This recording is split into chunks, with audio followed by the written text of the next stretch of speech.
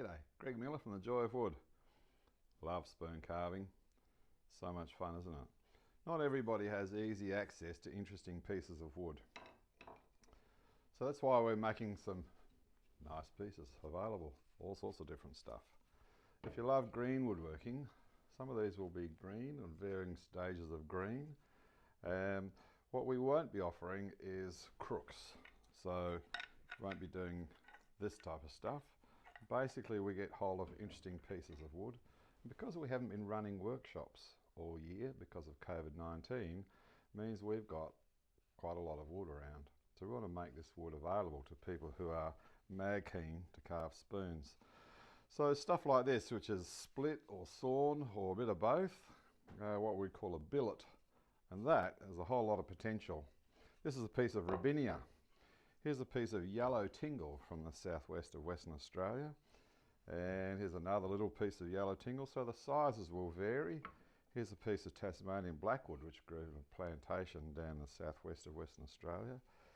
Lots of different types of wood to be able to produce spoons. Now you can still produce a bit of a crank in the spoon, depending on how you lay it out in your piece of wood. Or you might just be opting for a fairly straight cooking spoon, something like that. So many possibilities. The thicknesses will vary a little bit, and the moisture contents will vary as well. So even though these were sort of turned up about the same time, this one here is really wet. So I've got my El Cheapo moisture meter here, which is fantastic as a way of giving us sort of relative comparisons. So I stick that into there. It's on about 35%. 39 is about as wet as we ever get. So this one is still really quite green. We cut these up and we seal the ends. So this one here is on about 14 at the moment. So that's on the end. As you come inside, it'll be a bit more moist than that. Lots of possibilities. Okay, so when you get one of these flitches from us, it'll be varying stages from green as grass down to almost dry, not quite dry. Righto, let's look at how we might use one of these to be able to do something with it. This nice piece of Robinia here. Okay, so I'm going to start out just by drawing a shape on there. I'm going to basically use a texture for this, but I'm going to start out with a central axis because that's just going to make it easier for my mind to be able to kind of come to terms with what's going on. Now looking on the end here, there's no visible cracks and things. This lovely piece of tingle, you can see we've got a little bit of a gum line in here. And this has been cut here and sealed up. So we would make sure that our bowl is not too close to the end. We'd be sort of putting it in there somewhere and coming out that way. I'd probably put the handle of the spoon down this end just in case that little bit of gum line goes somewhere interesting. Rightio, so let's say we'll do a bit of a bowl happening in here. I'm just sort of freehanding this. You can always draw around a coffee cup or whatever. And here we go, a little bit of a handle in here. That gives me a bit of a starting point. So what do we do with it now? Well, you could use a coping saw. You could use a combination of coping saw for the curve here and a panel saw for that bit there in a vise. Or if you're a purist and you just like to use an axe, you can use an axe. So let's see. I don't want the axe to damage my bench if I'm working on a bench. So I would have a sacrificial surface. Alternatively, I have my chopping block and I can also do the work on there. So let's just get started with this. I'm not going to go through the whole process of making a spoon, but I'll show how a couple of different ways that we can use a billet like this to start to do the shaping. So if I come in with an axe, for example, select your weapon. I love this old Kentish pattern axe here. And of course I also love my Swedish carving axe, and my current favourite is this old little French number here. Love these. Any of these will work. So I'm going to start out this process of removing the waste from there. So the series of stopping cuts up into here, they're like the depth stops, and then I'm going to push those out. So I'll work my way up in here. You notice I'm not coming all the way up to the top, I'm coming a part of the way, and I want to push those out. By bending that out, it makes it easy for the axe to find it when we come down again. So working on a chopping block like that is great. If you're working on a bench and you put something on here like this, it probably helps, if I can find it, there we go, to plug a nail or two somewhere just to stop it from running away on you. That'll work a treat.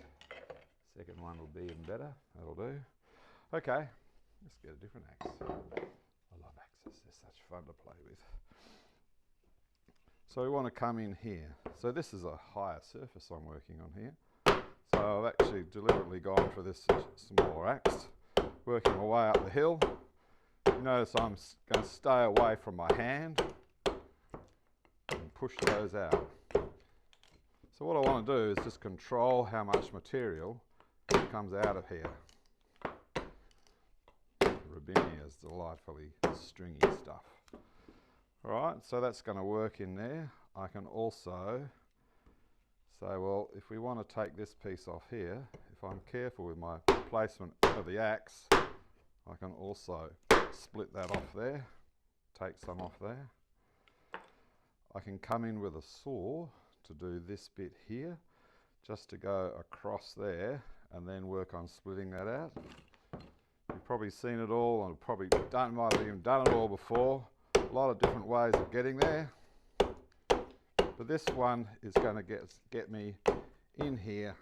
And I'll just keep working my way in as I start to take that out.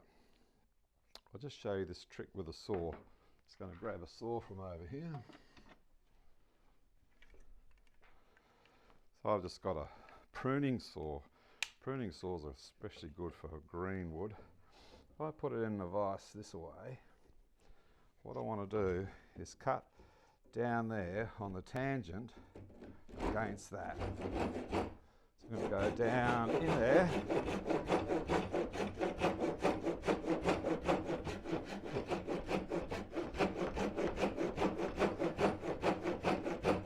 So I'm heading down towards that junction.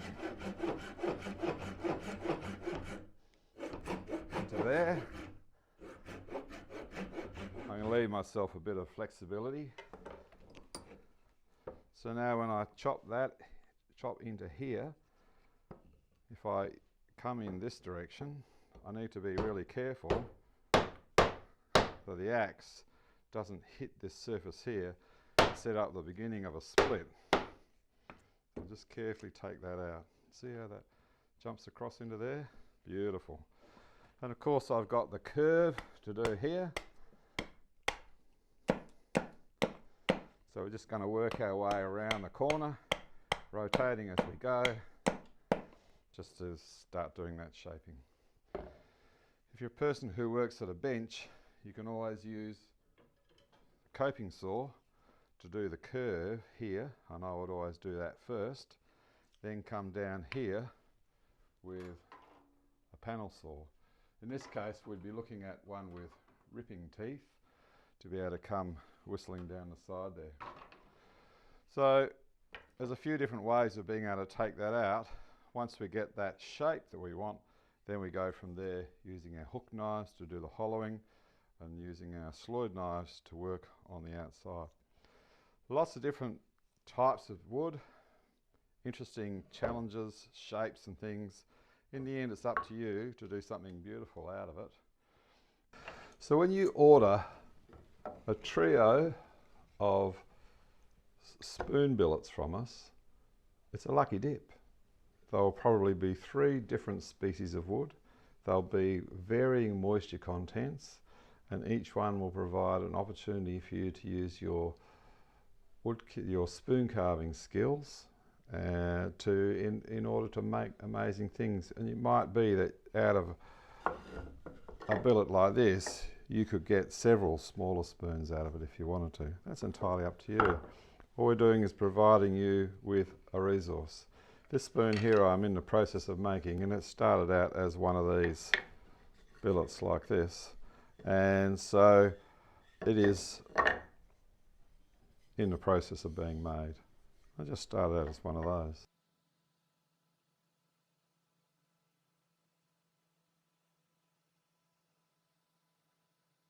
So many possibilities in here. So each one is a lucky dip.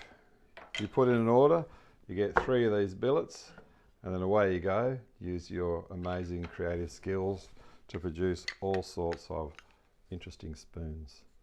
Don't you love spoon carving? See you in the workshop.